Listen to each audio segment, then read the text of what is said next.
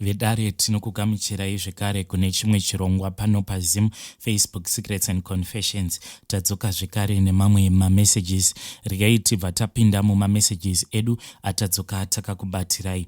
Kana kuri kunzi ndinenge ndisati ndaatenda mamessages enyu, please musazodeleta mamessages enyu nekuda kwekuti mamessages acho akati one day. So please ndiri kukumbira kuti just be patient. Kana kuri kunzi ndinenge ndisati ndavhura chat renyu, hakusi kuignore, asi mamessages acho akati one day. Regai tibva tapinda mumamessages edu atadzoka takakubatirai. Message yedu yekutanga yakamira sekudai so: hanzi makadi zvenyu mukoma Nashe, ndiri kukumbirawo kuti munge muchizondipostirawo nyaya yangu, asi kana mava kupostawo nyaya yangu, please postaiwo nyaya yangu makavigawo chiso changu. Pari zvino inini mukoma ndiri kuraramawo ndiri kumhiri kwemakungwa, asi confession yangu yakaitika pandainge ndichiri kuZimbabwe. Izvi zvandakaita mukoma, I don't know kuti ndakazviita nekuda kwekuti ndainge ndichiri mwana mudiki here, kana kuti ndakangozviita ndichida kuona kuti kana ndikachema chii chinozoitika.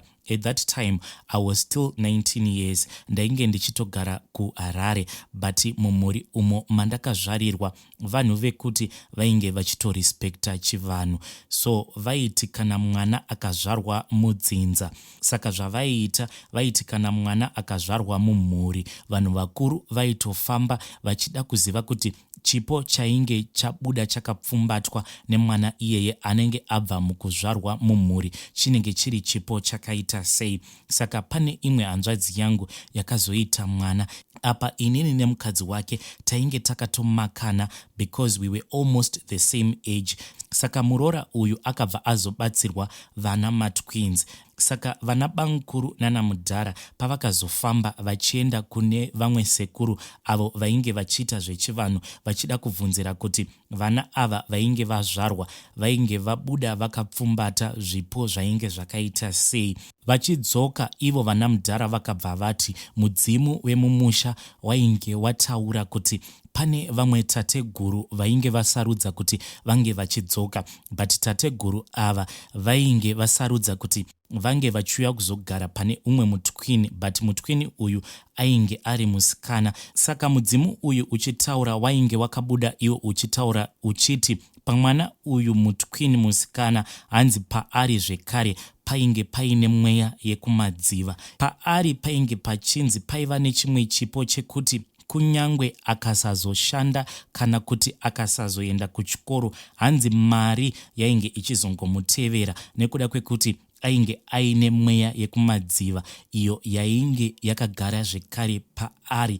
Saka pandakanzwa mashoko awa mukoma, zvinhu zvekuti zvakangondibohwa so, because inini nemudzimai wehandzvadzi yangu tainge tisingatomboonane. Iye muroora wangu paakaudzwa mashoko awa akabva atanga kungoita sekunge munhu ainge achingoganza so, because mashoko iwawo akazototaurwa tose takaungana sevanhu vehukama. Kubva zvaakaudzwa mashoko iwawo ndakabva ndaona kuti ainge ava nekamwe kakuvhaira so. Kakuvhaira kake kainge kachibva pamashoko awo ainge achinzi ainge akataurwa nemudzimu mukuru wemumusha medu ekuti mwana uyu kunyangwe akazazoshanda, but upenyu hwake hwainge wakatokomborerwa kubva achiri mudumbu. Saka muroora ainge ava kungoshaina. Zvinhu izvi mukoma zvainge zvichingogara zvichingondibohwa sevanhu vekuti tainge tisingatombotauridzani inini nemuroora. Saka kubva pakataurika mashoko awa vana ava vakazokura, then uyu mwana uyu musikana akabva azotorwa ipapo paainge ava ne11 years. Pandakanzwa shoko rekuti mwana wemuroora hanzi ainge atorwa mushure mekunge aenda kunowacha hembe dzake, then takabva tazongotumidzirwa shoko rekuti taifanira kuti tinge tichikasika tichidzokera tose kumusha tikwanise kunoita chivanhu chacho chekuti mwana ange achizodzoswa. Zvekare tinge tichiziva kuti mwana uyu kutorwa kwaainge aitwa nenjuzu iyoyo ainge achiri mupenyu here, zvekare ainge achizokasika kuzodzoswa here, kana kuti ainge achizombogara kumadziva ikoko achidzidziswa ariko kumadziva ikoko. Inini nemurume wangu takabva tadhiraivha ndokubva tamhanya tikabva tadzokera kumusha kuti tikwanise kuitawo chivanhu chedu nedzimwe hama idzo dzatakasvika dzatoungana nechekare dziri pamusha pedu. Tichisvika takabva taudzwa kuti hapana aifanira kuti ange achizoburitsa misodzi. Kana kuri kunzi tikaburitsa misodzi, mwana uyu aikwanisa kuzodzipwa nenjuzu. Sevanhuwo vekuti tainge takakurirawo muchivanhu, zvese izvozvo tainge tichizviziva, but this was just a reminder. Pakabva pazotanga kuitwa chivanhu chose chakaitwa, then pakabva pazotumwa vazukuru kuti vange vachienda nevamwe vanhu vakuru kudziva ikoko, nekuti zvainge zvichida kuzivikanwa kuti mwana uyu ainge atorwa ainge achiri mupenyu here. Ende saini zveshuwa yakabva yatobuda mudziva ichirakidza kuti mwana uyu ainge achiri mupenyu. Ende shoko rakazobuda richibva kudziva ikoko rainge richitotaura kuti mwana uyu ainge achiri mupenyu, asi ainge atarirwa kuti iye ange achigara for about 1 week arimo mudhamu imomo achidzidziswa mabasa mamwe awo aainge achifanira kuti ange achizodzidziswa. Ndokubva tazoudzwa kuti mwana uyu kana kuri kunzi akazobuda mushure mekunge apedza nguva iyo yaainge atarirwa neivavo vekumadziva. Shoko rakabuda richibva kumadziva rainge rakati mukurarama kwake kwose kunosvika mukuchembera munhu wekuti nguva iya yekuti mvura inenge yava kutanga kunaya anokwanisa kutorwa nevanhu vekumadziva for about 2 days obva azobuda zvake mushure mekunge adzidziswa zvimwe zvinhu zvaanenge achidzidziswa. Shoko iri rakabva kumadziva. Isusu sevanhu vemumhuri ishoko rekutoti takatorigamuchirawo nemufaro, asi inini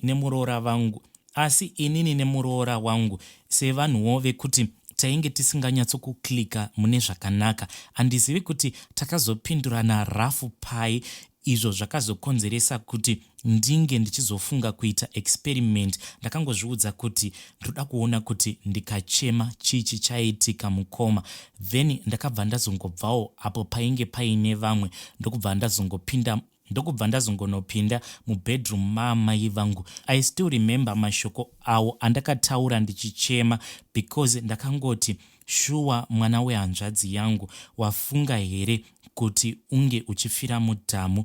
Ndokubva ndatotanga kutoburitsa misodzi. Ndakangoti ndangoburitsa misodzi kudaro, pachivanze mukoma pakabva patoita chimwe chamupupuri chainge chiri very violent. Chamupupuri ichocho mukoma chakabva chasiya chaparadza dara iro ratainge tichisukira ndiro, ndokubva changonyangarika chamupupuri ichocho. Vanhu vakuru vainge varipo vakabva vangoti finish, pane munhu achema. Saka inini pandakachema ndakabva ndangokasika ndokubva ndabuda mubedroom ndokubva ndatoendererawo mberi nemabasa awo andainge ndichiita. Zuva richinovira, mutumbi wemwana wehanzvadzi yangu wakabva wangoonekwa uri pamusoro pemvura. Mwana ndokubva azotoburitswa. Pakabva paitwa chivanhu icho chainge chichifanira kuti chinge chichiitwa. Mwana ndokubva tamutora ndokubva tazoenda tikanomuviga. Kusvika muzuva ranhasi mukoma hakuna kana anombozviziva kuti ndini ndakakonzeresa kuti mwana uyu ange achizofa. Mwana uyu paakazoshaika mukoma, inini nemurume wangu takabva tazodzokerawo kuHarare. Upenyu ukabva hwazongorambawo huchingoenderera kumberi. Hakuna kana akambosuspekta kuti inini ndini ndakachema apo mwana wehanzvadzi yangu paainge akatorwa nenjuzu iyo yainge yakamutora. Ndakati ndadzoka kuHarare, upenyu hwangu mukoma wakabva wambosunga zvekuti mereji yangu yakabva yatomboparara. Mereji yangu payakaparara ndo pandakazongosiyanawo neizvi zvechivanhu ndokubva ndazotanga kunamata. But kubva zvandakazotanga kunamata ndakangotanga kunotisa kuti ndainge ndava kungotanga kungosangana nemamwe malaki, malaki aya ekuti unoona kuti lucky iri it is not a natural lucky. Saka pandainge ndava kusangana nemalaki ose andainge ndichisangana nawo ndakangozviudza kuti it was because ndainge ndasiyana neizvi zvandainge ndakakura ndichingotevedzera zvechivanhu, ndikangozviudza kuti maybe it was a luck from God. But now nedzimwe hope dzose idzo dzandiri kuramba ndichingosangana nadzo, I am now scared kuti luck iri mukoma ndakazotanga kuriita mushure mekunge mwana wehandzvadzi yangu ashayika, because after my husband divorced me ndo pandakazosangana nemurume uyo akazokonzeresa kuti inini ndikwanise kuzouyawo kuno kuUK. I am still married to my husband, but I have never revealed this secret kwaari, because pandakasangana naye murume wangu ainge atongouyawo kuZimbabwe, but iye mukutaura naye situation iyo yakakonzeresa kuti ange achiuya kuZimbabwe, it seemed as if lucky rangu ndiro rainge ratomudana, because inini naye takangosangana in an environment yekuti taisafanira kuti tinge tichipinda murudo, but inini naye takazotoguma tava murudo. Asi iye akabva atanga kundiudza kuti from the very first day iro raakaseta his eyes on me, akabva angoziva kuti I was supposed to become his wife. Inini naye takazodanana zvedu zvepafoni for a very long time, then ndokubva azouya kumba kwedu akabva azondiroora, ndikagara zvekare mukoma for a very long time, because mapepa acho ainge achinetsa kuti ange achizobuda. Finally inini naye we then got reunited, ndokubva tazotanga kugara zvedu tiri tose kuno kumhiri kwemakungwa. But ndakazoti ndava kuno kumhiri kwemakungwa, I then started to develop this strange phobia iya yekuti kana kukangotanga kungonaya so ndinonzwa hana yangu ichirova, ende kurova kunenge kuchiita hana yangu mukoma. Kana ndikatozvitarisa pamoyo pangu apa, ndinotoona kuti kunyangwe hembe yandinenge ndakapfeka inenge ichitovibrata, zviya zvekutorakidza kuti hana yangu inenge ichirova. I have tried a lot of therapies mukoma, ende kwose kwandaenda mukoma ndichipiwa this therapy, in the end vanongondiudza kuti it is a phobia, I should not be afraid. Ende mvura iyi mukoma ndinoinzwa kunhuhwirira ichitori kure, sometimes even 2 days before mvura isati yanaya, because my children and my husband they even say kuti I am there with the report. Mvura isati yanaya, my children ndinotovaudza kuti after 2 days mvura ichange ichizonaya, because muswere wese wezuva ndinenge ndichitonzwa mvura ichinhuhwirira mumhino dzangu. Kana kwanga kuri kunzi this is my only problem, I would say I will get used to it, semaudzirwo andakaitwa this other man, semaudzirwo andakaitwa one of my therapist akandiudza iye achiti slowly but surely I have to get used to this phobia, because it is just a natural phobia. But dambudziko rimwe randinosangana naro mukoma nderekuti I have a lot of terrible nightmares, and whenever I have all of these terrible nightmares, kazhinji zvinotaimira paya murume wangu paanenge aenda kunoshanda kunight shift kwake, ndipo pandinowanzokuita manightmares iwawo. Sometimes kana ndichirota mukoma, hope idzodzo dzinotyisa, ndinenge ndiri pasi pemvura. But unlike other people avo vanoti vanorota vari pasi pemvura vachienjoya nenjuzu, inini mukoma I'll be so tormented ndiri pasi pemvura ipapo.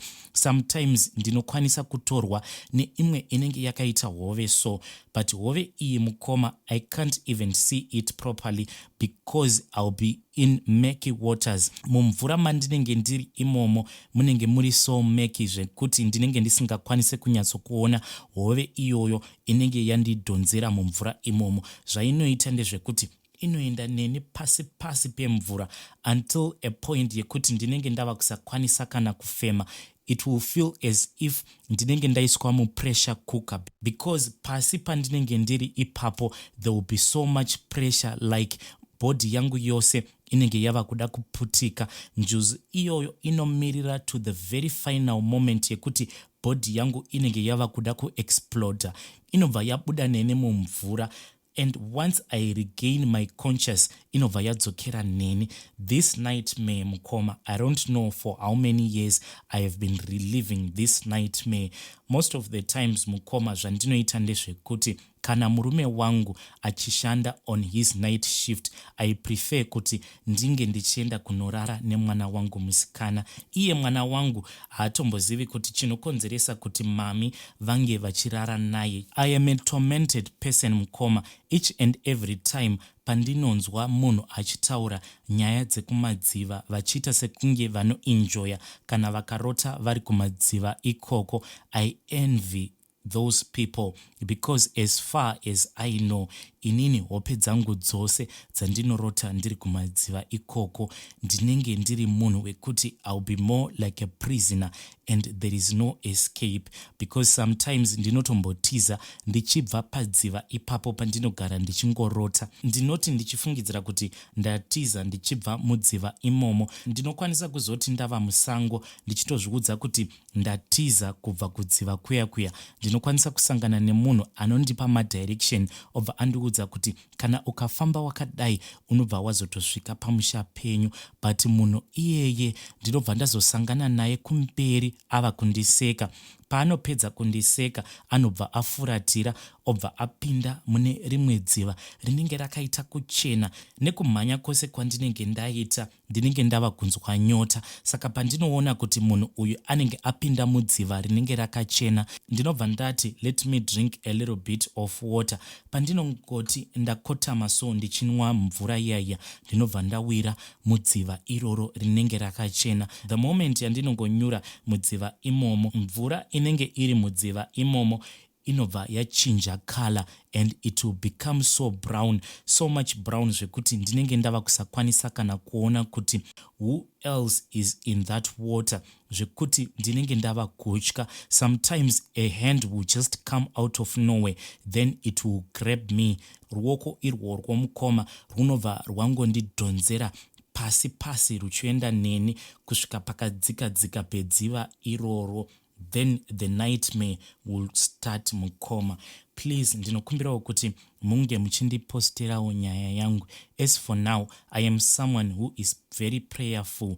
Ndanga ndakazviudza kuti zvechivanhu handidi kana kumbozviona, but nema nightmares ose awa ari kuramba achingoitika kwandiri ndava kutombofunga kuti nyaya idzi ndinofanira kuti ndinge ndichidzifambira. And I am hoping kuti hope idzi dzandiri kurota hachisi chipoko chemwana wehandzvadzi yangu uyo akashayika mushure mekunge atorwa nenjuzu iyo yakamutora.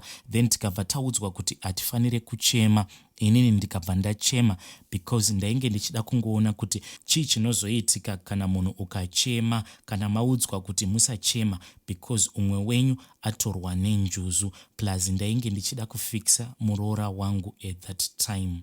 Vedare ndo message yandakatumidzirwa ichibva kuna tete avo. Zvakangoma hazvo veduwe, asi please ngatitauri inavo mucomment section. Pakadai unozvifambisa sei?